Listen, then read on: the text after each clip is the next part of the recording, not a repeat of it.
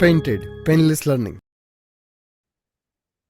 ખાનગી સેક્રેટરીનો આપણે અભ્યાસ કરી ગયા હતા. ખાનગી સેક્રેટરી એટલે કેવા સેક્રેટરી? જે ડોક્ટર રાખે, વકીલ રાખે, ચાર્ટર્ડ એકાઉન્ટ રાખે, બરાબર, ફિલ્મી કલાકારો હોય, ઉદ્યોગપતિ હોય, મુખ્ય વહીવટીકર્તા હોય, ઊંચો હોદ્દો ધરાવનાર વ્યક્તિ હોય, રાજકીય નેતા હોય, વાણિજ્ય ક્ષેત્રના આગેવાનો હોય, એ બધા શું રાખે? પ્રાઇવેટ સેક્રેટરી રાખે. આમાં મેં તમને એક્ઝામ્પલ દીધું કે દાખલા તરીકે માની લો કે મને લેક્ચર લેવા ઘણી બધી જગ્યાએ જવાનું હોય, બરાબર, પણ હું બધે જવાબ ન આપી શકું કે બધાનો ટાઈમ મેનેજમેન્ટ હું કરી શકું નહીં. મારે લેક્ચર લેવા કે એ બધી બાબતો કરવી, તો એની માટે હું એક શું રાખું? પ્રાઇવેટ સેક્રેટરી રાખી દઉં. એ મારી બધી જવાબ એ આપશે, મારા જે કાંઈ પણ શું કહેવાય લેક્ચર્સ હશે એની લિસ્ટ બનાવશે કે સર આજે સવારે તમારે પહેલા અહીંયા લેક્ચર છે, પછી અહીંયા લેક્ચર છે, પછી અહીંયા લેક્ચર છે, એટલી એટલી જગ્યાએ તમારે જવાનું છે, એટલી એટલી જગ્યાએ આ ટોપિક તમારે ભણાવવાનો છે, આ જગ્યાએ તમારે આ ટોપિક ભણાવવાનો છે. બધું મને માહિતી કોણ આપશે? સેક્રેટરી આપશે, જેને આપણે કહીશું ખાનગી સેક્રેટરી. બીજા કયા સેક્રેટરી છે? રાજકીય સેક્રેટરી. પશ્ચિમના દેશોમાં રાષ્ટ્રપ્રમુખને લોકો દ્વારા ચૂંટી કાઢવામાં આવે છે, ત્યારે આ ચૂંટાયેલા પ્રમુખ વિવિધ ખાતાઓનું ધ્યાન રાખવા માટે ખાતાના વ્યક્તિની નિમણૂક કરે છે, જેને ખાતાના સેક્રેટરી ઓળખાય છે. ભારતમાં પણ જે તે ખાતાના શું હોય? મંત્રી હોય. આ આપણે લાસ્ટ ઓલામાં ડિસ્કસ કરી ગયા હતા કે આપણે અહીંયા જો ચૂંટણી થતી હોય તો આપણે પેલા જેટલા પણ મેમ્બર્સ હોય એ બધા લોકસભામાં ચૂંટાય. એ લોકસભામાં જો પછી બહુમતી આવે, બહુમતી વાળા લોકો એમાંથી પ્રધાનમંત્રીની નિમણૂક કરે, બરાબર, અને પ્રધાનમંત્રી અલગ અલગ વિભાગના શું બનાવે? હેડ બનાવે, બરાબર. આપણા નાણાં મંત્રી જે છે એ શું કહેવાય? રાજકીય સેક્રેટરી કહેવાય, મિનિસ્ટરિયલ સેક્રેટરી એને કહેવાય, બરાબર. આપણા એજ્યુકેશન મિનિસ્ટર હોય, આપણા શિક્ષણ મંત્રી હોય, એ શું કહેવાય? કે ભાઈ રાજકીય સેક્રેટરી કહેવાય.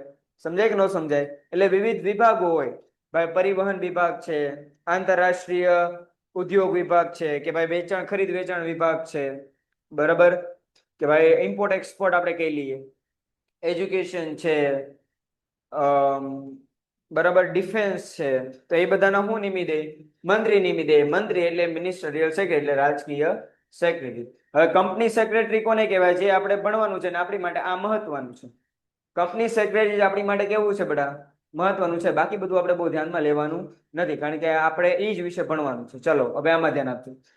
નવા કંપની ધારા 2013 મુજબ કંપનીની ભરપાઈ થયેલી મૂડી 5 કરોડ કે તેથી વધુ હોય તેમાં સેક્રેટરીની નિમણૂક કેવી છે? ફરજિયાત છે. જો ભાઈ તમને બે વસ્તુ કીધી, બરાબર,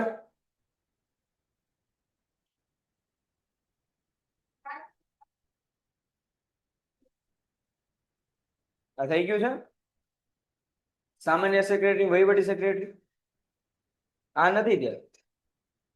સામાન્ય સેક્રેટરી, વહીવટી સેક્રેટરી લગભગ નથી ત્યાં. બાકી બધું લગભગ થઈ ગયું છે, બરાબર. આ બે બાકી હતા આઈ થિંક, સામાન્ય સેક્રેટરી, વહીવટી. ચલો આપણે ત્યાંથી કરીએ, થોડુંક વધારે ભણી લેશું, તેમાં કઈ વાંધો નહીં.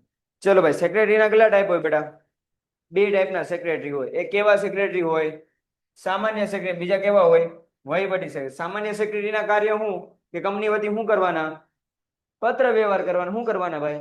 પત્ર વ્યવહાર કરવાના. કે ભાઈ માની લો કે મારે કોઈ એક કંપની જે છે એ મને પત્ર લખે છે, બરાબર, કોઈ કંપની મને શું લખે છે?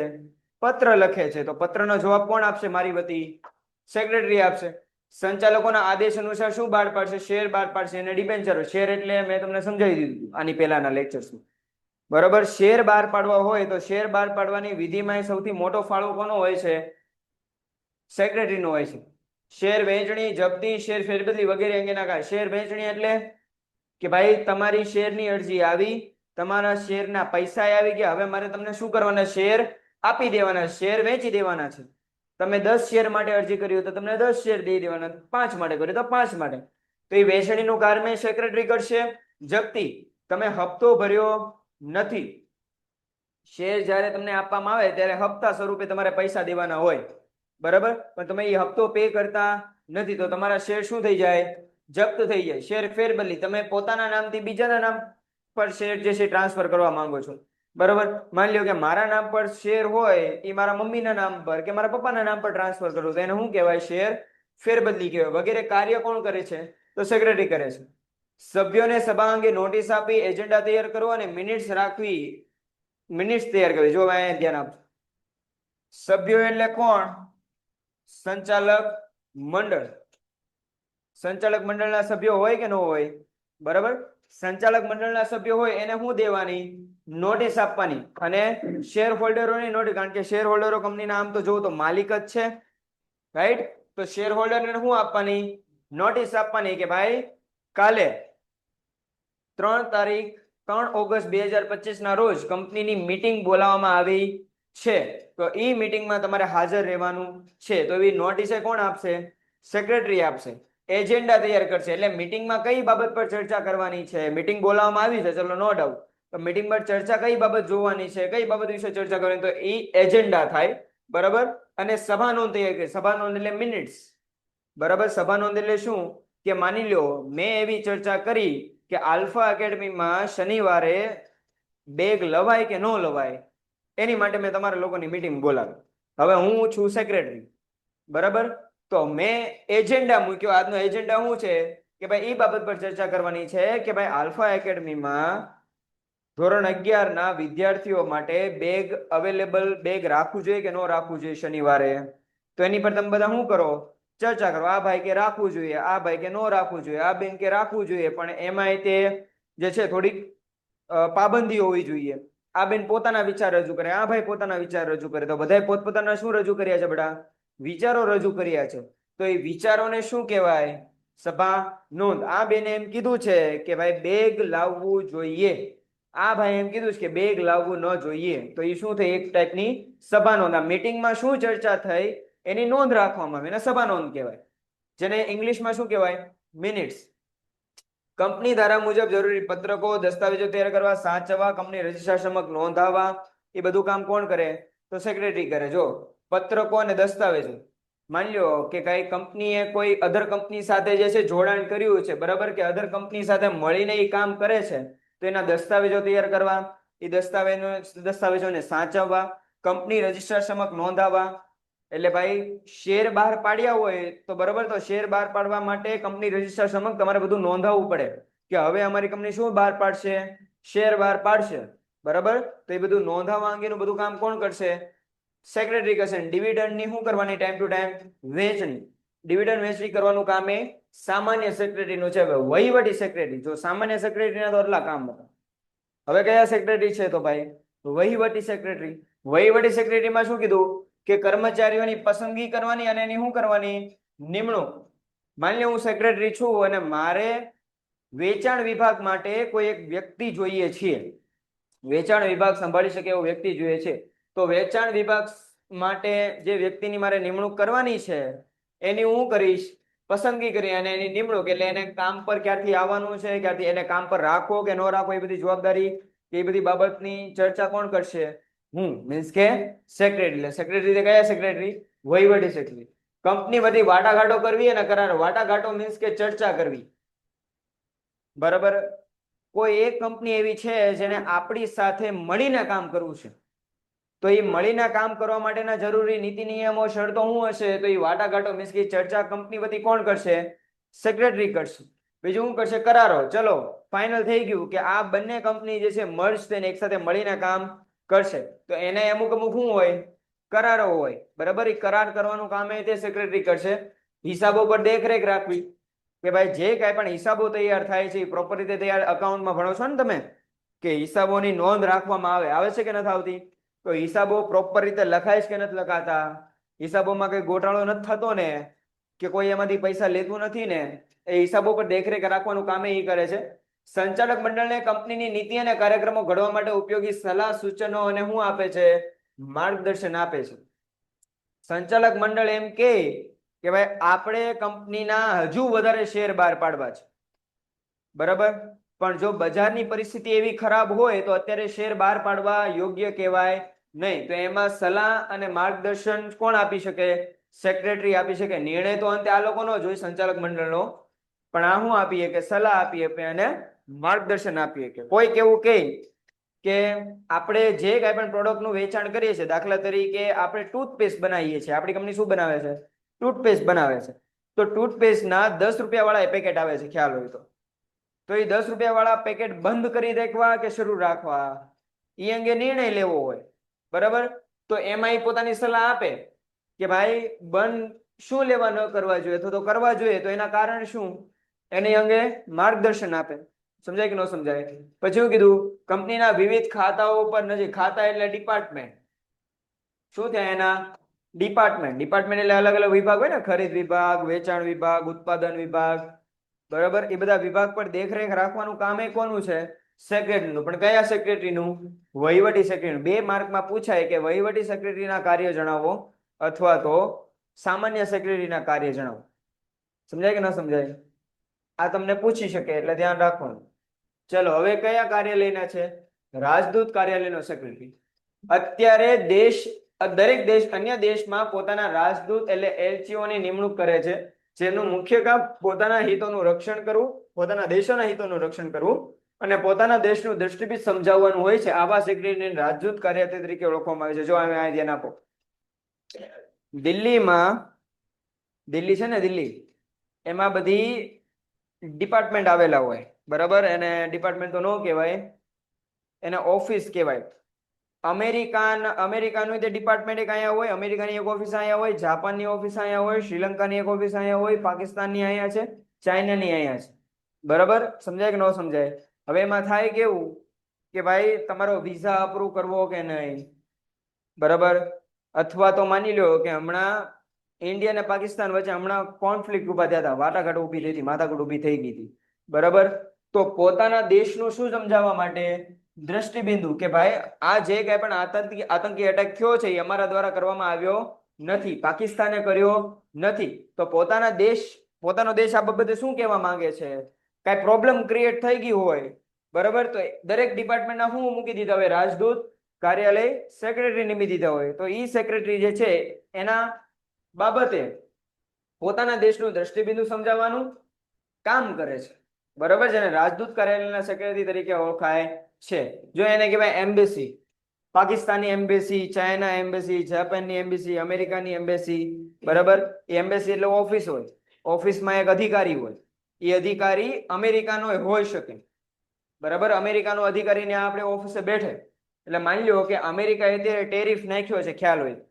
ટેરિફ એટલે એક ટાઈપનો ટેક્સ નાખ્યો છે. તો ભાઈ પોતાના દેશની બાબત સમજાવવા માટે એ ટેરિફ શું લેવા નાખ્યો છે, કેમ એટલો બધો વધારે ટેરિફ નાખે છે, તો એ બાબતમાં પોતાના દેશનો દૃષ્ટિબિંદુ સમજાવવા માટે કામ કોણ કરશે? જે તે રાજદૂત કાર્યાલયનો સેક્રેટરી એટલે સેક્રેટરી ઓફ એમ્બેસી, બરાબર. સમજાણું કે ન સમજાણું? હવે હોય છે વિભાગીય સેક્રેટરી. વિભાગીય સેક્રેટરી એટલે શું? કે પ્રજા વિધાનસભ્યો કે સાંસદોને ચૂંટે છે. ગુજરાતમાં શું હોય? વિધાનસભા હોય અને દેશમાં શું હોય? સંસદ હોય, બરાબર. આપણે ગુજરાતમાં વિધાનસભાની ચૂંટણી થાય તો વિધાનસભામાં તે જેટલી સીટો હોય એમાંથી જે બહુમતી ધરાવે એમાંથી શેની નિમણૂક કરવામાં આવે? મુખ્યમંત્રી નિમણૂક કરવામાં આવે. એવી જ રીતે સાંસદ હોય તો સાંસદની જેટલી સીટ હોય, મીન્સ કે 5545 જેટલી સીટ હોય, એમાં જેટલાની બહુમતી વધારે હોય એ લોકો પોતાનામાંથી પ્રધાનમંત્રીની નિમણૂક કરે, બરાબર. જે પક્ષ બહુમતી ધરાવતો હોય તે પક્ષ સરકાર રચે છે, એટલે પ્રધાનમંડળની રચના કરવામાં આવે છે. જે તે વિભાગને પ્રધાન સંભાળે છે. પ્રધાન એટલે આપણે કીધું એમ, આપણે ઉપર જોઈ ગયા હતા કે મંત્રી સંભાળતા હતા, અહીંયા શું સંભાળે? પ્રધાન સંભાળે, બરાબર. ગુજરાતના કૃષિ મંત્રી હોય કે ન હોય? ગુજરાતના નાણામંત્રી હોય કે ન હોય? હોય ને. ગુજરાતના ગૃહ સચિવ હોય કે ન હોય? હોય ભાઈ, બરાબર. તો એ બધાને શું કહેવામાં આવે? પ્રધાન કહેવામાં આવે. આ પ્રધાન જે ખાતું સંભાળે છે તેનો વહીવટ કરવા માટે જે અધિકારીની નિમણૂક કરવામાં આવે છે તેને વિભાગીય અધિકારી તરીકે ઓળખવામાં આવે છે. વિભાગીય વડા કે સેક્રેટરી તરીકે સનદી અધિકારીઓની નિમણૂક કરવામાં આવે છે. આવા અધિકારીનું મુખ્ય કાર્ય જે તે વિભાગની નીતિ ઘડતર મુજબ ચાલે છે કે નહીં તે જોવાનું છે. આપણા ભાવનગરમાં સનદી અધિકારી એટલે આઈએસ ઓફિસર છે કે નહીં? બરાબર. ભાવનગરમાં છે. અમરેલીમાં આઈએસ ઓફિસર હોય કે ન હોય? અમદાવાદમાં હોય કે ન હોય? બરાબર. અમદાવાદમાં હોય, જામનગરમાં હોય. ટૂંકમાં ગુજરાતના દરેક જિલ્લામાં એક શું મૂકી દીધો હોય? આઈએસ ઓફિસર મૂકી દીધા હોય, બરાબર. આ આઈએસ ઓફિસરનું કામ શું છે? કે જે તે વિભાગ કે જે તે ડિપાર્ટમેન્ટ પોતાની નીતિ એટલે નીતિ નિયમો મુજબ ચાલે છે કે નથી ચાલતું એ જોવાનું કામ કોનું? આઈએસ ઓફિસરનું છે, બરાબર. હમણાં એક વિડીયો એમનો વાયરલ તો નહીં પણ એમણે જ બનાવેલો છે કે ભાઈ ભાવનગરમાં 18 વર્ષથી નીચી ઉંમરના વિદ્યાર્થીઓ જે છે એ ગાડી લઈને આવે છે, 2 વ્હીલર ચલાવીને સ્કૂલે આવે છે. 18 વર્ષથી નીચી ઉંમરના વિદ્યાર્થીઓ અને આ કાયદા મુજબ ઈ વિદ્યાર્થીઓ જો પકડાય તો એને 3 વર્ષની સજા અને લગભગ 5 કે 6 હજાર રૂપિયાનો એવો દંડ છે. બરાબર, એટલે પેરેન્ટ્સ ને છે, સોરી માફ કરજો, કોને છે? પેરેન્ટ્સ ને 3 વર્ષની સજા અને જે દંડ આવે એ અલગ.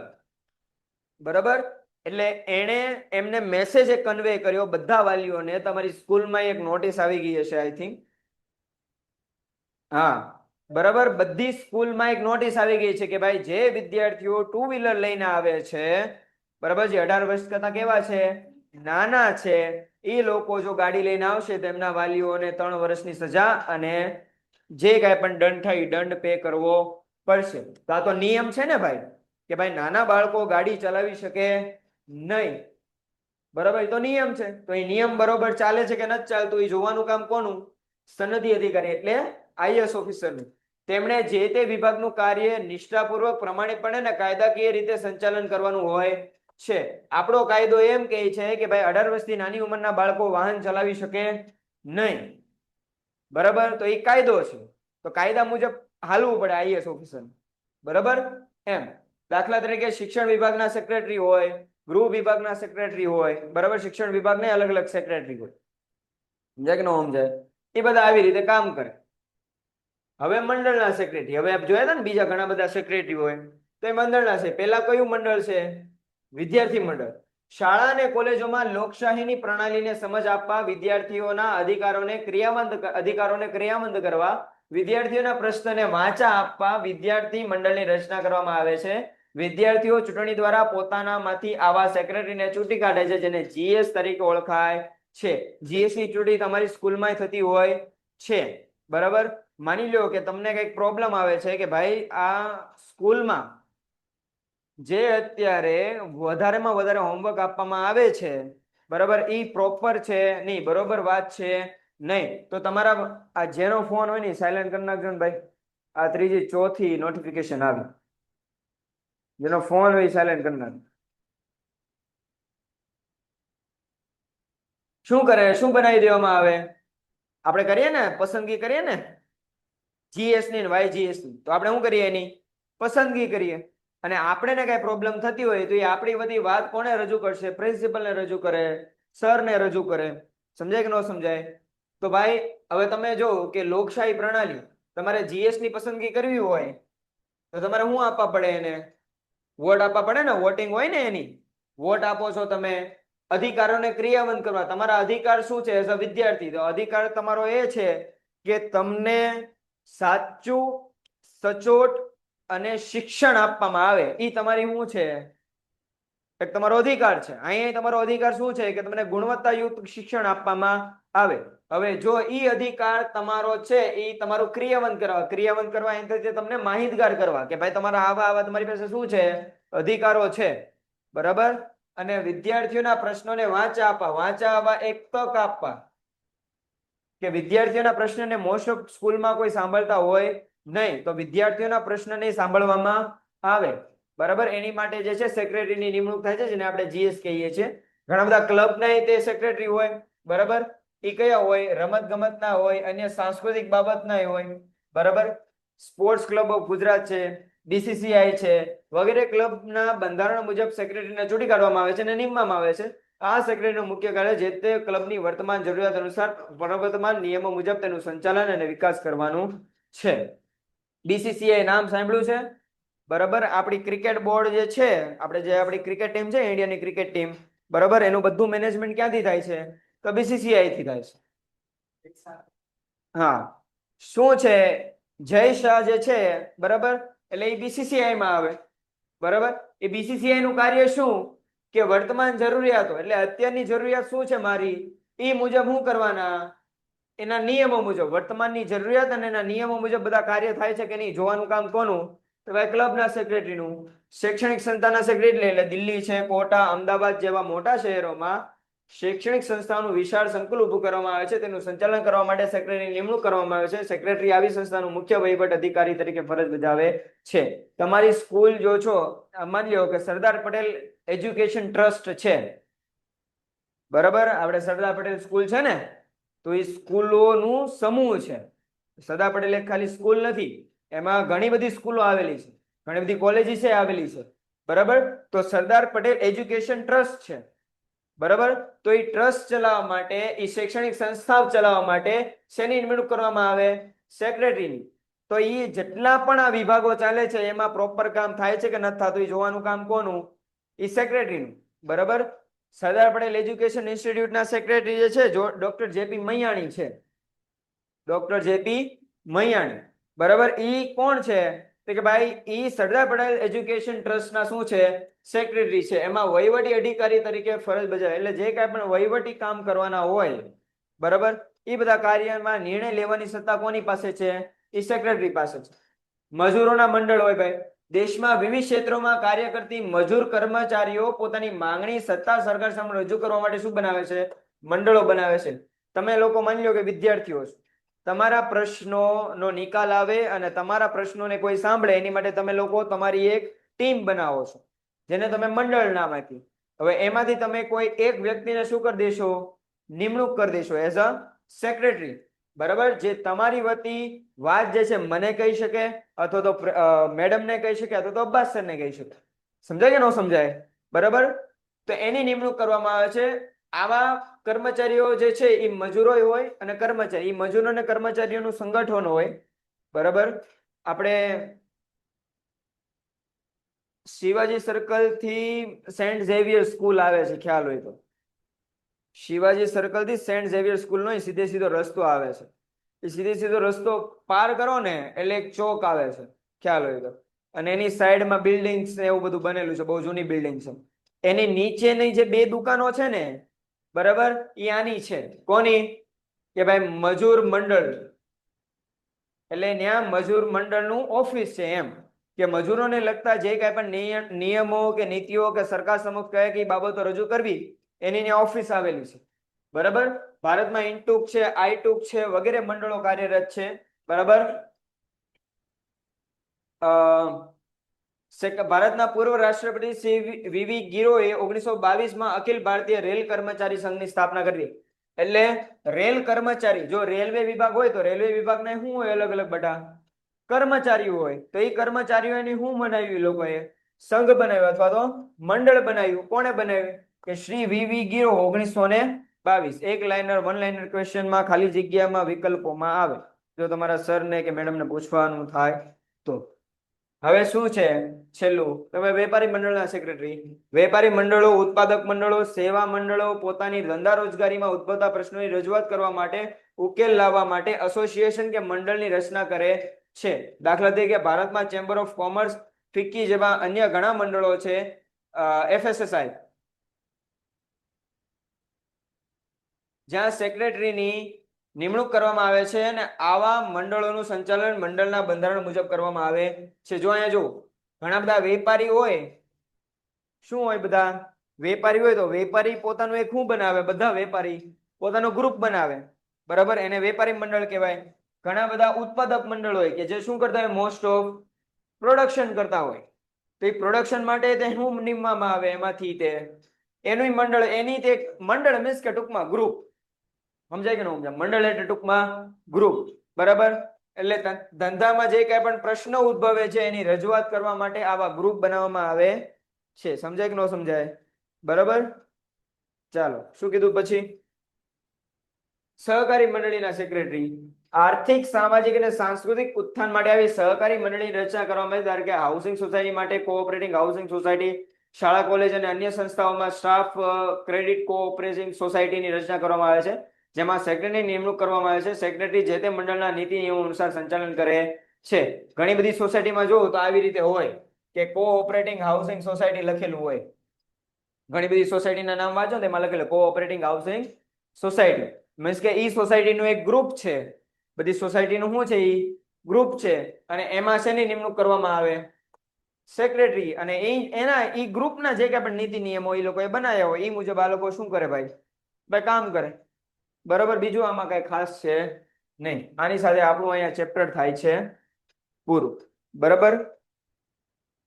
2 મિનિટ આપું છું, એકવાર ચેપ્ટર જોઈ જાઓ. કઈ પ્રોબ્લેમ લાગે તો કયો, નહીતર પછી આપણે નેક્સ્ટ ચેપ્ટર જે છે સ્ટાર્ટ કરીએ. પેન્ટેડ એપ્લિકેશન ધોરણ 6 થી 12 ના વિદ્યાર્થીઓ માટે અપડેટ થઈ ચૂકી છે. આ એપ્લિકેશનમાં શું છે? બધા જ વિષયના વિડીયોઝ છે. ગુજરાતની બેસ્ટ ફેકલ્ટી દ્વારા લાઈવ લેક્ચર્સ છે, આઈએમપી પ્રશ્ન છે, ટેસ્ટ સિરીઝ છે અને ગુજરાતના તમામ વિદ્યાર્થીઓ સાથે તમે તમારી કમ્પેરિઝન કરી શકો છો. ગેમિફિકેશન છે અને બીજું ઘણું બધું. તો તમે એપ્લિકેશન ડાઉનલોડ ન કરી હોય તો ડિસ્ક્રિપ્શનમાં લિંક આપી છે, હમણાં જ પ્લે સ્ટોર ઉપર જાઓ અને એપ્લિકેશન ડાઉનલોડ કરો. ઘરે બેઠીને સરસ મજાનું ગુજરાતની જોરદાર ફેકલ્ટી સાથે ભણો, સારા માર્ક્સે પાસ થાઓ. આપણે એસપી માં અને સીસી માં બેયમાં આપણે પેલું ચેપ્ટર જે છે એ કમ્પ્લીટ કરી નાખ્યું છે. બરાબર. એ ચેપ્ટરમાં જો કોઈને કાંઈ વાંધો હોય કે કાંઈ પ્રશ્ન હોય તો નેક્સ્ટ લેક્ચર આપણો જ્યારે શરૂ થાય તો શરૂઆતમાં મને પ્રશ્ન પૂછી લેવા. અત્યારે આપણે જે છે સ્ટાર્ટ કરીએ છીએ ચેપ્ટર નંબર 2, સીસી કોમર્શિયલ કોરસ્પોન્ડન્સમાં ચેપ્ટર નંબર 2. શું નામ છે ચેપ્ટરનું? અસરકારક પત્ર વ્યવહાર અને એની જુદી જુદી શૈલીઓ. બરાબર. તમારે પત્ર વ્યવહાર કરવા છો તો તમે એને વધારે કઈ રીતે અસરકારક બનાવી શકો અને એની જુદી જુદી શું હોય? શૈલીઓ. શૈલીઓ એટલે શું કીધું આપણે એને? સ્ટાઇલ. બરાબર. વાળ વળવા હોય, મારે તો આમ તો વાળનો વાત ન કરાય વાળની, બરાબર, પણ વાળ વળવા હોય તમારે તો વાળ વળવાની ઘણી બધી સ્ટાઇલ હોય ને. બરાબર. આમ મોળો બેનોમાં તો લાખ સ્ટાઇલ હોય. બરાબર. તો એમાંથી તમને જે લાગે કે આ સ્ટાઇલ પ્રોપર છે, કે આ સ્ટાઇલ કેવી છે, અસરકારક છે, એ સ્ટાઇલ આપણે શું કરીએ છીએ? પસંદ કરીએ છીએ. રાઈટ. સમજાય કે ન સમજાય? એવી રીતે જ્યારે આપણે પત્ર લખતા હોઈએ ત્યારે પત્ર આપણો અસરકારક દેખાય એની માટે અલગ અલગ એની પદ્ધતિઓ હોય, એની શૈલીઓ હોય, એ આપણે જોવાની છે. આજના ઇન્ટરનેટના યુગમાં અસરકારક સંદેશા વ્યવહારનું કૌશલ્ય વ્યાવસાયિક અને વ્યક્તિગત સફળતામાં મહત્વનું પરિબળ છે. અત્યારનો એવો કોઈ પણ વ્યક્તિ નહીં હોય જેને ઇન્ટરનેટ ન આવડતું હોય કે સંદેશા વ્યવહાર શું કહેવાય એ ખબર ન પડતી હોય. આપણે કાંઈક ને કંઈક રીતે સંદેશા વ્યવહાર કરીએ છીએ. પછી ઇન્સ્ટાગ્રામમાં મેસેજ થ્રુ કરીએ કે વોટ્સઅપમાં મેસેજ થ્રુ કરીએ કે ભાઈ અધર કોઈ પણ એપ્લિકેશન જે છે જેમાં આપણે મેસેજ થ્રુ શું કરી શકીએ છીએ? વાતચીત કરી શકીએ. આપણે એક મેસેજ, જેને શું કહીએ છીએ આપણે? સંદેશા વ્યવહાર. એક મેસેજ બીજા વ્યક્તિને આપણે શું કરીએ છીએ? કન્વે કરીએ છીએ, પાસ કરીએ છીએ કે આપીએ છીએ. બરાબર. પણ તમે મને કહો કે વોટ્સએપમાં, ઇન્સ્ટાગ્રામમાં કે અધર કોઈ એપ્લિકેશનમાં આપણે જે લખીએ છીએ, જે સંદેશો આપણે આપવા માંગીએ છીએ, બરાબર, ઈ પ્રોપર વેમાં હોય છે કે તમે તમારી રીતે લખો છો? ઓબ્વિયસ વાત છે, આપણે શું લખીએ છીએ? આપણી રીતે લખીએ. બરાબર. એમાં એવું ન હોય કે ભાઈ પેલા તારીખ લખો, પોતાનું નામ લખો, એનો વિષય લખો, પછી પેલો પેરેગ્રાફ આવો હોવો જોઈએ, બીજો આ, ત્રીજો આ, એવી રીતે હોય છે? નથી હોતું. બરાબર. પણ જ્યારે તમે એઝ અ બિઝનેસમેન તરીકે પત્ર લખો છો કે ઇન ફ્યુચર જો તમે સેક્રેટરી બન્યા તો એઝ અ સેક્રેટરી તરીકે તમે પત્ર લખો છો તો ભાઈ તમારામાં એ એક કુશળતા હોવી જોઈએ, કૌશલ્ય હોવું જોઈએ. બરાબર. કે સંદેશા વ્યવહાર મારે ઇફેક્ટિવ કઈ રીતે બનાવો, ઇફેક્ટિવ એટલે અસરકારક મારે કઈ રીતે બનાવવો, એ તમને આવડવું જોઈએ. બરાબર. આજના યુગમાં સ્થળ અને સમયની સીમાઓએ સંદેશા વ્યવહારની આધુનિક પદ્ધતિ અને ઉપકરણોને લગભગ ખતમ કરી નાખ્યા છે. બરાબર. જો સ્થળ અને સમય, હું અહીંયા બેઠા બેઠા અમેરિકામાં જો મારા કોઈ સગાવાલા રહેતા હોય કે લંડનમાં કોઈ મારા સગાવાલા રહેતા હોય, ને અહીંયા બેઠા બેઠા હું શું કરી શકું છું? મેસેજ કરી શકું છું, ફોન કરી શકું છું. રાઈટ. એટલે આ ઉપકરણોએ લગભગ જે છે આધુનિક પદ્ધતિને વહેવા દીધી છે. સમાજનો દરેક વર્ગ એકબીજા સાથે સતત સંપર્કમાં રહેવા માટે સંદેશા વ્યવહારની જુદી જુદી પદ્ધતિઓ શોધતો થઈ ગયો છે અને અપનાવતો થઈ ગયો છે. બરાબર. આપણે એમ કહીએ કે ભાઈ અત્યારે એકબીજા સાથે કનેક્ટેડ રહેવાનું મેઇન સાધન શું છે? તો કે મોબાઈલ. બરાબર. તમે કંઈક બહાર ગયા હો તો તમારા પેરેન્ટ્સ ફોન કરીને તમારી સાથે વાતચીત કરે છે કે નથી કરતા? તમારે કંઈક કામ હોય તો તમે તમારા પેરેન્ટ્સ સાથે ફોન પર વાતચીત કરો છો કે નથી કરતા? કે તમારા સગાવાલા સાથે વાતચીત કરીએ છીએ ને આપણે. બરાબર. તો એકબીજા સાથે સંપર્કમાં રહેવા માટે આપણે નવી નવી પદ્ધતિઓ શોધતા થઈ ગયા ને એને શું કરતા ગયા? અપનાવતા ગયા. પ્રવર્તમાન સમયની સંદેશા વ્યવહારની આધુનિક પદ્ધતિ ખૂબ જ ઝડપી, અસરકારક, સરળ અને સસ્તી છે અને તેથી જ લોકભોગ્ય બને છે. લોકભોગ્ય કે લોકો એનો ઉપયોગ કરે છે. લોકભોગ્ય એટલે લોકો એનો શું કરે છે?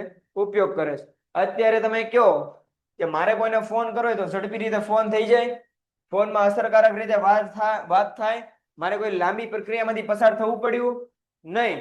અને અત્યારે તો કોલ જે છે એ અનલિમિટેડ હોય છે. ડેટા પ્રમાણે કોલ કેવા હોય છે? અનલિમિટેડ. પહેલા એવું હતું કે 30 રૂપિયાનું કે 40 રૂપિયાનું રિચાર્જ કરાવવું પડતું. એમાં 32 રૂપિયા શું મળે? વાપરવા મળે. બરાબર, એટલે જેવો તમે ફોન 1 મિનિટ કે 2 મિનિટ વધારે વાપરો એટલે 1 રૂપિયા, 2 રૂપિયા એમ તમારા રિચાર્જમાંથી શું થતું જાય? બધું કટ થતું જાય. પણ અત્યારે એવું કાંઈ છે નહીં.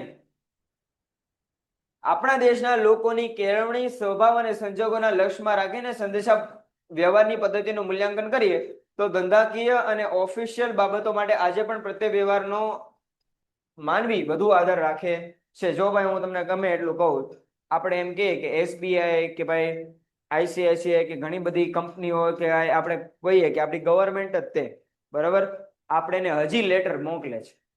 નહીતર નહીં આપણે આપો વોટ્સઅપ પર તો ગવર્મેન્ટ છે, ઘણી બધી ગવર્મેન્ટની ડિપાર્ટમેન્ટ હોય વોટ્સઅપ પર છે. બરાબર, અત્યારે એની ચેનલ્સ આવે છે વોટ્સઅપમાં, તે ચેનલ આવે ખ્યાલ હોય તો, અલગ અલગ ચેનલ, તો એમાં એની ચેનલ બનેલી હોય છે, તો એમાંથી મેસેજ આપી શકે છે. પણ આ બધું હોવા છતાંય, એટલી બધી ટેકનોલોજી હોવા છતાંય, AI હોવા છતાંય ઘણી બધી વાર અત્યારના જે કાંઈ પણ કઈ ગયા ધંધાકીય અને ઓફિશિયલ બાબતો માટે જે કાંઈ પણ પત્ર લખવામાં આવે છે એ હજી કેવા હોય છે? પેજમાં લખવામાં આવે છે. ભલે ટાઈપમાં હોય પણ લખવામાં ક્યાં આવે છે? પેજમાં.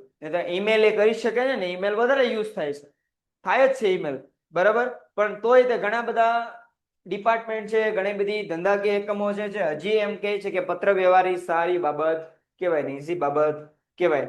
હા, પત્ર વ્યવહારનું સ્વરૂપ બદલાય છે પણ મહત્વ ઘટ્યું નથી. પેલા લેટર લખતા હતા તો હવે મેસેજ લખીએ છીએ, પણ લખવાનું કામ કોઈ દી ગયું નથી, સ્વરૂપ બદલાઈ ગયું. પેલા હાથેથી લખતા હતા, હવે ફોનમાં લખીએ છીએ, એટલે પણ મહત્વ ઘટ્યું નથી.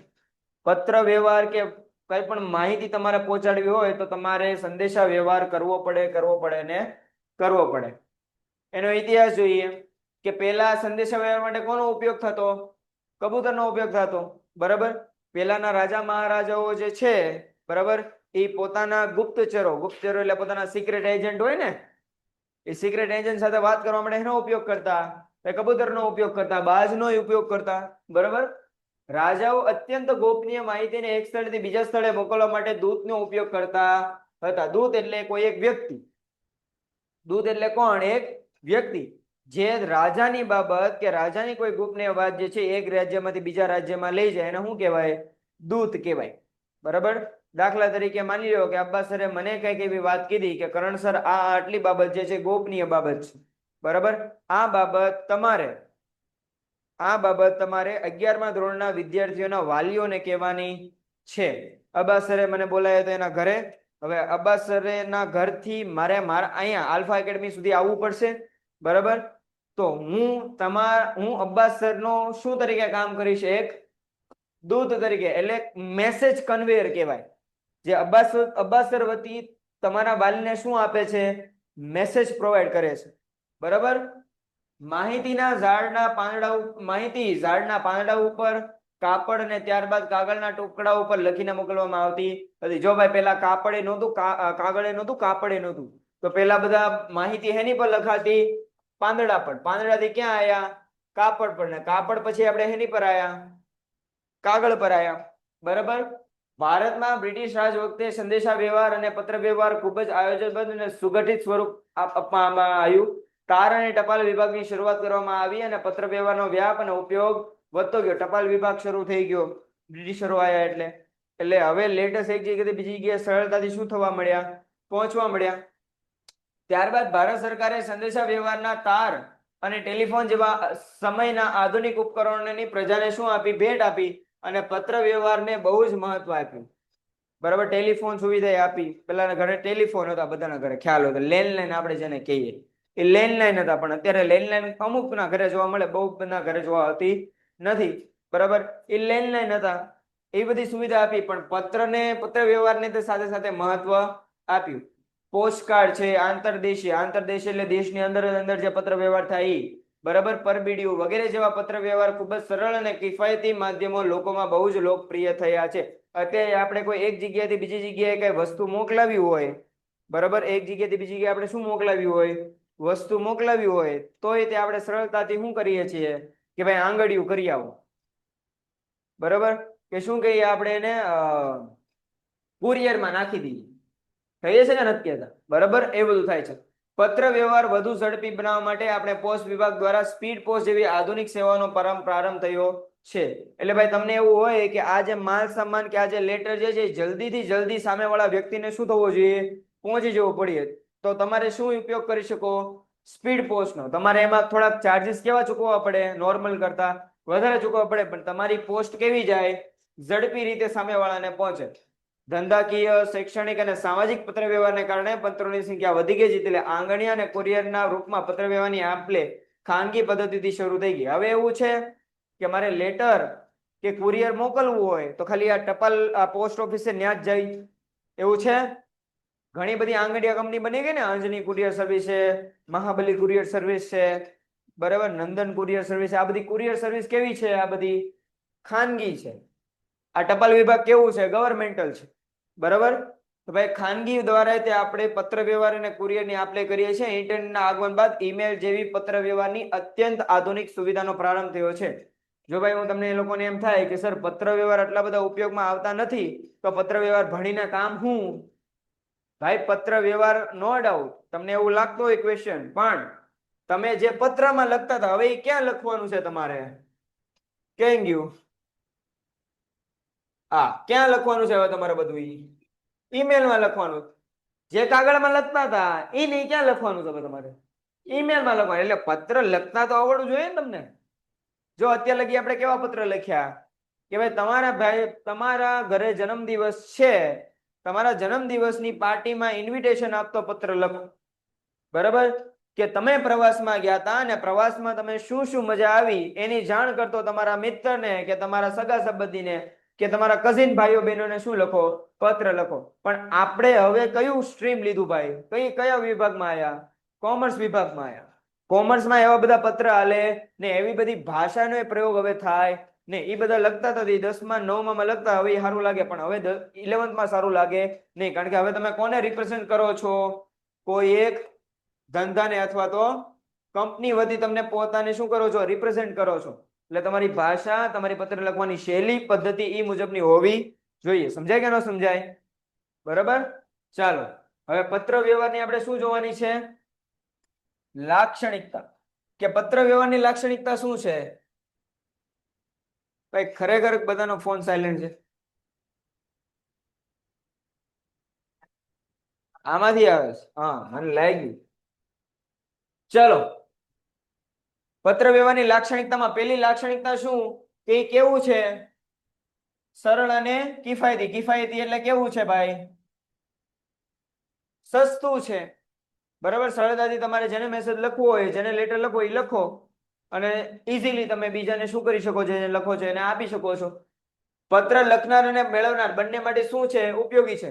મારે આ ભાઈને લેટર લખવો હોય તો મારી માટે લેટર જે છે એ માહિતી પહોંચાડવાનું એક સાધન બન્યું ને આની માટે માહિતી મેળવવાનું એક સાધન બન્યું. એટલે લખનાર અને મેળવનાર બંને માટે કેવા છે આ ભાઈ? ઉપયોગી છે. સ્થળ અંતર અને સમયની મર્યાદાઓ નડતી નથી. તમે ગમે તે સ્થળે પત્ર લખી શકો છો, ગમે તેટલું અંતર હોય. હું અહીંયા બેઠો બેઠો અમેરિકામાં જો મારા કોઈ સગાવાલા રહેતા હોય તો એને તો હું શું લખી શકું છું? લેટર લખી શકું છું. અને સમયની કઈ મર્યાદા રહેતી નથી. અત્યારે લેટર લખો કે રાત્રે 2 વાગે ઉભા થઈને લેટર લખો, ધેટ ડઝન્ટ મેટર. સમજાય કે ન સમજાય? તમે ગમે ત્યારે લેટર લખી શકો છો. જે માહિતી માટે પત્ર વ્યવહાર કર્યો તે આધારરૂપ પુરાવો છે. માની લ્યો, 2 મિનિટ ઇક્વેશન લેવું. માની લ્યો હવે હું એક કંપની તરીકે કામ કરું છું ને કંપની તરીકે મેં ઓર્ડર આપ્યો એક ખરીદીનો કે ભાઈ 1 કિલો બટેટા. આપણે માની લો કે આપણે ચિપ્સ બનાવતી કંપની હોય તો આપણે ખરીદી તો ઓબ્વિયસ હોય છે. રો મટીરિયલ, કાચો માલ આપણે શું કહેવાય? બટેટા કહેવાય. તો મેં ખરીદ વિભાગ, મેં સામેવાળા વ્યક્તિ જે હતા એને મેં કીધું કે 1 કિલો બટેટા જેનો ભાવ તમે 500 રૂપિયા કીધા છે એ મોકલી આપવા વિનંતી. બરાબર. હવે ઓલાએ કિલો બટેટા મોકલી દીધી નાની, પણ હવે 500 ની જગ્યાએ કેટલા કહે છે? 1000 રૂપિયા આપો એમ કહે છે. તો મારી પાસે એક પુરાવો રહી ને કે જો ભાઈ આપણે આની પહેલા જેટલા પત્ર વ્યવહારમાં વાત થઈ ગઈ હતી એમાં તમે ભાવ કેટલો કીધો તો? ખાલી 500 રૂપિયા કીધું. 1000 રૂપિયા જેવી કે વાત થઈ નથી. એટલે આધારરૂપ પુરાવા તરીકે તે યુઝ થઈએ કે માહિતીને કેવી રાખી શકાય? ગુપ્ત રાખી શકાય. પણ જો આપણી સિવાય કોઈ બીજો લેટર ખોલીને વાંચી લે તો માહિતી ગુપ્ત રહે નહીં. બરાબર. ભવિષ્યમાં જરૂર પડે તો માહિતીનો શું થઈ શકે? પુનઃ ઉપયોગ થઈ શકે. દાખલા તરીકે મેં લેટર એવો લખ્યો હતો ખરીદીનો, પહેલેથી મેં ટાઈપ કરેલો રાખ્યો છે કે ભાઈ 1 કિલો બટેટાનો ઓર્ડર આપતો એક લેટર જે છે મેં ઓલરેડી ટાઈપ કર્યો. હવે મારે થોડાક સમય બાદ પાછી 1 કિલો બટેટાની જરૂર પડી, તો મેં જે લેટર લખ્યો તો એ મારે ખાલી શું કરવો પડે? કોપી અને પેસ્ટ કરવો પડે. સમજાય કે ન સમજાય? એમ સરળતાથી મેળવી અને મોકલી શકાય. પોસ્ટ ઓફિસમાં જાઓ, જે તે સ્ટેમ્પ નાખવાની સ્ટેમ્પ તમે મારી દો, પોસ્ટ ઓફિસમાં મૂકી આવો, એટલે સરળતાથી તમારો પત્ર સામેવાળાને પહોંચી જાય. પત્ર લખનાર અને મેળવનારને જોડતી કરી છે. મારે આને એવી માહિતી આપવી છે કે ભાઈ SPCC માં આ ચેપ્ટર IMP છે, ભૂલ્યા વગર ધોરણ 12 માટે કરી નાખજો. બરાબર? તો મેં એને એવો લેટર લખ્યો, બરાબર? તો મને ને આને જોડતી કડી કોણ થઈ? પત્ર થઈ. તમે કોઈને તમારા ફ્રેન્ડ સાથે કે મમ્મી પપ્પા સાથે વાત કરતા હો ફોન પર, તો તમારા મમ્મી પપ્પાને તમને જોડતી કઈ કડી થઈ? તમારો ફોન. એમાં WhatsApp આવી જાય, Instagram આવી જાય. એમ પત્રનું લખાણ કે પેઢી સંસ્થાની છાપ ઊભી કરે છે. બરાબર? તમારું લખાણ કેટલું સારું છે. બરાબર? ઘણી વાર એવું હોય ને કે ઘણા લોકો સ્પીચ આપે ને, તો એનાથી આપણે ખબર પડી જાય કે આ માણસ કેવો છે. આપણે કેરેક્ટર ઉપર જજ કરી નાખીએ કે આ માણસ સારો હશે, આ માણસ ખરાબ હશે. હોય કે નથી હોતા? બરાબર? હું અહીંયા સરસ મજાની ટાઈ ને કોટ ને એ બધું પહેરીને આવું તો તમારા મનમાં મારી કઈક અલગ છાપ ઊભી થાય કે નહીં, આ એક સોફિસ્ટિકેટેડ પર્સન છે. સેમ હું ફાટલા તૂટેલા કપડાં પહેરીને આવું, બરાબર, જે ધોયેલા ન હોય ઘણા ટાઈમથી, એવા હું કપડાં પહેરીને આવું તો તમારા મનમાં આપોઆપ શું ઊભી થઈ જાય? છાપ ઊભી થઈ જાય. રાઈટ? તો તમારી કંપનીની છાપ ઊભી એ તમારા લખાણ પરથી થાય. પેપર તમારા જે 10th ના જે માર્ક્સ આયા, બરાબર, તો 10th માં જે પેપર ચેકર હતો એને તમે ઓળખતા હતા? જે પેપર તમારો ચેક કરે છે એ ઓળખતા હતા? નહોતા ઓળખતા. તો તમે શું વિચારો છો, તમને કેટલું આવડે છે કે નથી આવડતું, એ એના દ્વારા નક્કી થયું. તમે જે લખ્યું છે એના દ્વારા નક્કી થયું. રાઈટ? એટલે તમારી સંસ્થા કે પેઢીની શું ઊભી કરે છે? છાપ ઊભી કરે છે. જે તે પેઢી કે સંસ્થાનું મૌન સ્વરૂપનો પ્રતિનિધિત્વ કરે છે. લેટર લખીએ છીએ, બોલીએ છીએ. મેં આને લેટર આપી દીધો, એ નો ડાઉટ કે ઓલા મૂવીમાં દેખાડે કે લેટર આમ જોઈએ ને તો ઓલામાં માણા બોલતો હોય, પણ એમ કઈ થતું હોય નહીં. હજી એટલી આપણે એ જનરેટેડ આવી ગયા નથી કે લેટર ખોલો એટલે સામે વાળો બોલવા મળે. એવું કઈ હજી છે નહીં. એટલે આપણે બોલતા નથી, પણ આપણે શું કરીએ છીએ? લખીને આપી, લખીને વાંચી લે. તો એમાં કઈ બોલવાનું થતું નહીં. એટલે કેવું સ્વરૂપ દેખાડે છે? મૌન સ્વરૂપ દેખાડે છે. કેવું સ્વરૂપ દેખાડે છે? મૌન સ્વરૂપ દેખાડે છે. હવે પત્ર વ્યવહારના શું હોય બેટા? પ્રકાર હોય, ટાઈપ્સ હોય. બરાબર? તમારે કેવા ટાઈપનો પત્ર વ્યવહાર કર્યો છે? કે પત્ર વ્યવહાર ઘણી બધી બાબતો માટે થતો હોય. મેં કીધું ને, અત્યારે મેં કીધું કે ભાઈ ખરીદી માટેનો પત્ર વ્યવહાર હોય તો એ અલગ કહેવાય. મારે મારા મિત્રને મારા જન્મદિવસ માટે આમંત્રણ આપવું છે તો એ પત્ર વ્યવહાર અલગ કહેવાય. ઘણી બધી માટે પત્ર વ્યવહાર થતા હોય છે. વહીવટ માટે થતા હોય, ધંધા અથવા સરકારી બાબતો માટે પણ લખાતો હોય છે. તેવા પત્રો ઔપચારિક પત્ર તરીકે ઓળખવામાં આવે છે. જો વન લાઇનર ક્વેશ્ચનમાં પૂછી નાખે 1 માર્કમાં સવાલ જવાબમાં કે જે પત્રો વહીવટી, ધંધાકીય અથવા તો સરકારી બાબતો માટે લખવામાં આવતા તેને કેવા પત્રો કહેવાય છે? ઔપચારિક પત્ર કહેવાય છે. જો પત્રો સામાજિક બાબતો અને સંબંધોને માવજત એટલે મેઇન આધાર. જે પત્રનો મેઇન આધાર શું હોય? સામાજિક બાબતો અથવા તો સંબંધો હોય, તેને કયા પત્રો કહેવાય? ઔપચારિક પત્રો કહેવાય. હું તમને એમ કહું કે ગવર્મેન્ટ તમારા ઘરે એક પત્ર લખે કે ભાઈ તમારે જે છે એ ટેક્સ લખવાનો ટેક્સ ભરવાનો બાકી છે, તો એ કયો પત્ર વ્યવહાર કહેવાય? ઔપચારિક પત્ર વ્યવહાર કહેવાય. તમે જે છે એ બીજા કોઈ વ્યક્તિને, બીજે કોઈ ધંધાકીય પેઢીને પત્ર લખીને એમ કહો છો કે ભાઈ અમારે તમારી પાસેથી માલ ખરીદવો છે, બરાબર, તો એ માલ ખરીદવો છે તો એ પત્ર એ કયો પત્ર વ્યવહાર કહેવાય? ઔપચારિક. ઔપચારિક પત્ર વ્યવહાર એટલે એવો પત્ર વ્યવહાર જેમાં તમારે બધું ધ્યાન રાખવું પડે. પત્ર લખ્યા છે ને તમે લોકોએ, બરાબર, તો પત્રમાં શું હોય? સરનામું આપણું, સામેવાળાનું સરનામું, વિષય, બરાબર, અને પછી આપણે લખીએ કે ભાઈ મારો બર્થડે છે, તું આવજે, નામ તેમ ફલાણું ઢીકણું. એમાં આપણે આપણી ઓન લેંગ્વેજ યુઝ કરીએ કે કેમાં? અનૌપચારિકમાં. કેમાં? અનૌપચારિકમાં. આપણે આપણી ઓન લેંગ્વેજ યુઝ કરીએ કે પણ જ્યારે સરકારી વિભાગો, વહીવટ કે કંપની તરફથી ક્યાંય લેટર લખાતો એમાં આપણે આપણી પોતાની ભાષા નાખી શકીએ નહીં. એમાં પ્રોપર ભાષા વાપરવી પડે, જેને ઔપચારિક અને અનૌપચારિક તરીકે ઓળખવામાં આવે છે. ઔપચારિક પત્ર લખવાનો એક શું હોય છે? ઢાંચો. ઢાંચો એટલે શું હોય? કે એની સ્ટાઇલ હોય કે અહીંયા શું હશે? તો કે ભાઈ પેઢીનું નામ હશે, પછી એનું સરનામું, એનો ફોન, મોબાઈલ નંબર, અહીંયા કોને તમે પત્ર લખ્યો છો એનું નામ આવશે, વિષય લખવો પડશે, શરૂઆતનો ભાગ અલગ હોય, એની પછીનો પેરેગ્રાફ અલગ હોય, સમાપન તમારે પ્રોપર આપવું પડે. તો આ બધું તમારે કરવું પડે. સમજાય કે ન સમજાય? એ કેમાં કરવું પડે? ઔપચારિકમાં. અને અનૌપચારિકમાં આવો કોઈ ઢાંચો હોતો નથી. પત્ર વ્યવહારના પ્રકારને કોષ્ટક સ્વરૂપે જોઈએ તો ઔપચારિક પત્રમાં બે આવે, એક વાણિજ્યિક પત્રો, બિઝનેસ લેટર, અને બીજા કેવા છે? સરકારી, કે પૂછપરછ અંગેનો પત્ર. પૂછપરછ એટલે કે ભાઈ અમારે 10 કાચની બોટલ, 10 કાચના વાટકા અને 10 કાચની થાળી જોઈએ છે, શું તમારી પાસે અવેલેબલ છે કે નહીં? તો એ આપણે શું કરી તેમને પૂછપરછ કરી. પછી ઓર્ડર આપતો કે હા ભાઈ તમારી પાસે આ ઓલા સામેવાળા આપણે પત્ર લખે કે હા ભાઈ અમારી પાસે પ્રોપર બધું છે, તમારે જોઈએ છીએ, તો આપણે શું આપીએ એને? ઓર્ડર આપીએ. અને એજન્સીના પત્રો. એજન્સીના પત્ર એટલે શું? કે ભાઈ ઘણી બધી બ્રાન્ચ હોય, ખ્યાલ હોય તો આ ડોમિનોઝ છે તો ડોમિનોઝની અલગ અલગ શું હોય? બ્રાન્ચ હોય. તો બ્રાન્ચમાંથી જે આપણે પત્ર વ્યવહાર થતો હોય એને એજન્સીના પત્ર વ્યવહાર કહેવાય. ઓફિશિયલ કે રેશન કાર્ડ માટેના પત્રો, પાણીના પ્રશ્નો. તમે 10મા ધોરણમાં લગભગ તમારે આવતું કે તમારા વિસ્તારમાં પાણીની સમસ્યા હોવાને કારણે તમારા વિસ્તારના જે તે અધિકારીને પત્ર લખો, એવો આવતો ને પત્ર, બરાબર? તો એ કયો પત્ર વ્યવહાર કહેવાય? ઔપચારિક. આને તમારે પ્રોપર વેમાં જ લખવો પડે. જેમ તેમ તમે લખી શકો નહીં, જેમ તેમ તમે લેંગ્વેજ યુઝ કરી શકો નહીં. એક પ્રોપર વેમાં, પ્રોપર ઢાંચામાં તમારે એને લખવો પડે. ઔપચારિક પત્રમાં શું હોય? શુભેચ્છા પત્ર. તમારો મિત્ર ધોરણ 10 અને 12 ની પરીક્ષામાં ખૂબ સારા માર્કે પાસ થયો છે, તેને શુભેચ્છા આપતો પત્ર લખો. તો એ કયો પત્ર કહેવાય? અનૌપચારિક પત્ર કહેવાય. આશ્વાસન પત્ર. તમારો મિત્ર કે તમારી બેનપણી ધોરણ 10 કે 12 ની પરીક્ષામાં નાપાસ થઈ છે, તેનું મનોબળ વધારવા માટેનો પત્ર લખો. તો એ કયો પત્ર કહેવાય? પણ એ અનૌપચારિક કહેવાય. અભિનંદન, શુભેચ્છા હોય, અભિનંદન આપતો અને આમંત્રણ આપતો કે હાલો ભાઈ આવે છે બર્થડે, પધારી જાવ ઘરે. સમજાય કે ન સમજાય? તો અહીં આમંત્રણ આપતા પત્ર હોય. તો આ બધા પત્રો કેવા હોય?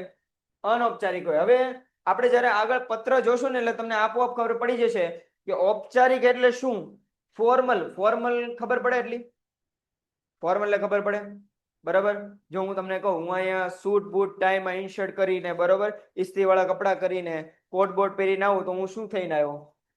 ફોર્મલ થઈને આવ્યો, બરાબર? તમે એમ કહો કે સર ફોર્મલ કપડા પહેરીને આવ્યા છે, એમ તમે કહો કે ન કહો? એ તમે કેના બેસિસ પર કહો છો?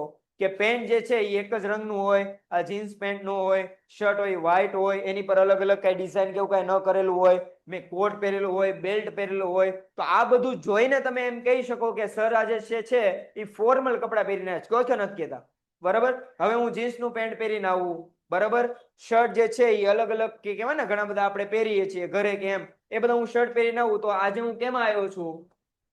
ઇનફોર્મલ રીતે આવ્યો છું, બરાબર? સમજાય કે ન સમજાય? ઇનફોર્મલ એટલે તમે જે ઘરે કપડા પહેરો છો, બહાર જતી વખતે કપડા પહેરો છો, એ સ્કૂલમાં સ્કૂલ ડ્રેસ પહેરો છો, એ કેવો આવે?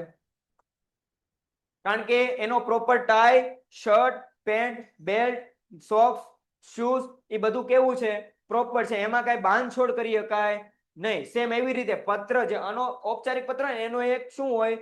એક પ્રકાર હોય, એક ઢાંચો હોય, એક એની સ્ટાઇલ હોય, એમાં તમે કઈ ચેન્જ કરી શકો નહીં. એ તમારે પ્રોપર ઈ ટુ ઈ વેમાં લખવું પડે, બરાબર? હવે હું તમને એમ કહું કે તમારે સ્કૂલે જવાનું છે તો તમે પ્રોપર ડ્રેસ પહેરીને તૈયાર થઈ જશો, બરાબર? શૂઝ બૂઝ સોક્સ બધું તમે એ પહેરશો જે સ્કૂલ અપ્લાય કરે છે, સ્કૂલ અપ્રૂવ કરે છે. હવે હું તમને કહું કે ચલો ભાઈ સ્કૂલે નથી જવાનું, પ્રવાસે જવાનું છે, બરાબર? તો ઓબ્વિયસ વાત છે, તમે હવે તમારા જે કઈ પણ મનગમતા કપડા હશે એ પહેરશો. હવે એમાં તમને કોઈ કઈ કહેવાનું નથી કે ભાઈ બેન આ પહેરો, આ પહેરો, આ પહેરો. એ તમે તમારી મરજીથી જે પહેરો હોય, તમે જે કરો હોય. સમજાય કે ન સમજાય? તો એને અનૌપચારિક કહેવાય, ઇનફોર્મલ કહેવાય.